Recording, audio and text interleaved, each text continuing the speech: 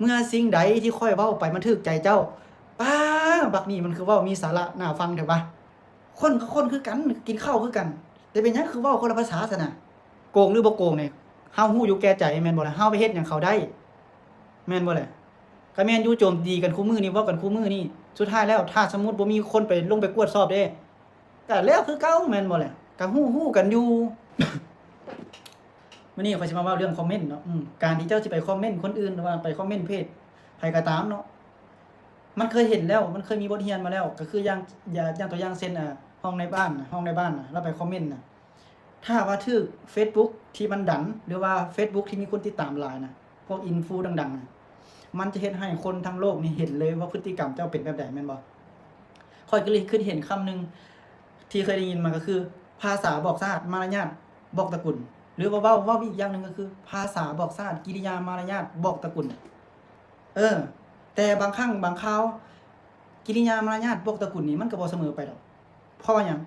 เพราะว่าครอบครัวทุกคนพ่อแม่ทุกคนนี่อยากให้ลูกได้ดีอยากสอนลูกเว้าจาในสิ่งดีๆเฮ็ดหยังก็ทำหยังอยากให้แต่ลูกได้รับได้ดีพ่อแม่บ่เคยสอนเว้าจาคือปากบ่แดกเว้าจาคือหมาบ่แดกนี่พ่อแม่บ่เคยสอนจังซั่นเจ้าเคยได้ฟังพระอาจารย์เพิ่นเทศน์บ่เพิ่นว่าจังซี่ได้เพิ่นว่าน่ะคนสู่คนสู่กินข้าวภาษาสังมาตังคนสู่คนสู่อาบน้ำสังมาเกี่ยงเล่นกันแม่นบ่เลยคนกับคนคือกันอาบน้ำทุกมื้ออาบน้ำคือกันมันหยังผิวขาวผิวดำซั่นน่ะผิวแดงนี่แหละความแตกต่างความคิดของคนเฮามันย่อมบ่คือกันข้อยยังเว้าอยู่มันย่อมบ่คือกันเมื่อสิ่งใดที่ข้อยเว้าไปบ่ถูกใจเจ้าก็ว่าข้อยโง่เมื่อสิ่งใดที่ค่อยเว้าไปมันถูกใจเจ้าป้าบักนี่มันคือเว้ามีสาระน่าฟังเถอะปะมันคือเว้าคือคนมีความรู้แท้มันคือเว้าคือคนฉลาดหลักแหลมแท้มันเว้ามีเหตุผลแท้แต่มันกลับกันสิ่งใดที่บ่ถูกใจเจ้าบ่ตรงประเด็นกับเจ้าบ่เข้าข้างเจ้าน่ะเจ้าในหัวของเจ้ามันย่อมมีข้อขัดแย้งและเจ้าก็พิมพ์ออกมาตามความรู้สึกของเจ้าเลยเนาะอันนี้แหละเขาฮ้องว่าภาษาบอกชาติกิริยามารยาทบอกตระกูลแล้วบางคนนี่ที่เข้ามาคอมเมนต์นี่ตามข้อยไปอ่านเบิ่งนี่เบิ่งคลิปบ่จบหรือบางคนยังบ่เห็นคลิปแล้วก็ไปเห็นอีกคลิปนึงก็มาคอมเมนต์เนาะคือข้อยเว้าแล้วข้อยว่าข้อยบ่ได้เข้าข้างไผข้อยบ่ได้อยู่ข้างไผข้อยบ่ได้เชียร์ไผบ่ได้เชียร์ผู้นั้นเชียร์ผู้นี้แต่ข้อยเว้าตรงไปตรงมาว่าถ้าสมมุติว่าคนหมดประเทศลาวนี่เฮ็ดคือเคสเจ๊หนอมนี่นะข้อยว่านี่ประเทศลาวจังได๋มันก็รุ่งเรืองเจริญก้าวหน้าขึ้นไปกว่านี้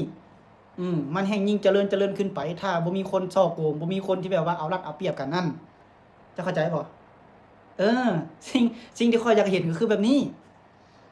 แต่สิ่งที่เจ๊หนอมเราเฮ็ดหั่นน่ะเจ้าเข้าใจบ่ว่าโกงหรือบ่โกงเนี่ยเฮาฮู้อยู่แก่ใจแม่นบ่ล่ะเฮาไปเฮ็ดหยังเขาได้แม่นบ่ล่ะก็แม่นอยู่โจมตีกันคู่มือนี่เว้ากันคู่มือนี่สุดท้ายแล้วถ้าสมมุติบ่มีคนไปลงไปกวดสอบเด้ก็แล้วคือเก่าแม่นบ่ล่ะก็ฮู้กันอยู่